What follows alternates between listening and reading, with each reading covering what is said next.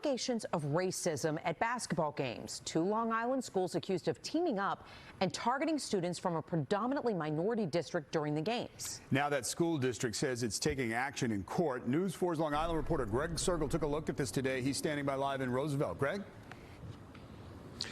Well, David and Natalie, it's not every day that one school district will sue another, or in this case, two others.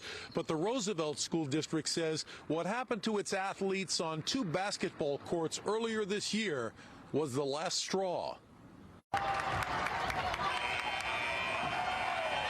This video from a high school basketball game last February shows what Roosevelt school officials call a mob targeting Roosevelt's cheerleaders and players. The offensive behavior is intolerable and has gone on far too long. Roosevelt School Board president says it happened twice in February, during games at Lynbrook High School and then at Wantagh High School.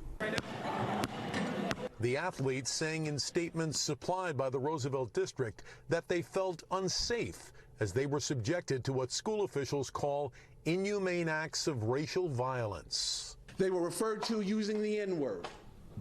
They were barked at as though they were dogs. They were spit on. And when the crowd rushed the court in Wantagh, Roosevelt's lawyer says it was a coordinated effort by both Wantagh and Lynbrook students to intimidate and demean those from Roosevelt. And no one, he says, not school officials nor referees, did anything to stop it. Do we have to lose a child before we take this seriously?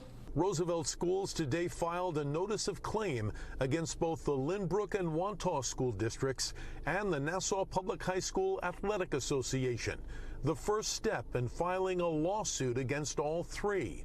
A moment one Roosevelt official says is a line drawn in the sand. The cap is off the bottle. Everything is there. You need to make change. And we reached out to the Wantagh and Lynbrook districts as well as the Nassau Public High School Athletic Association, but none would comment on Roosevelt's allegations. Roosevelt officials say, however, they hope to sit down and discuss all of this with all three in the near future. We're live in Roosevelt. Greg Sergel, News 4 New York. All right, Greg.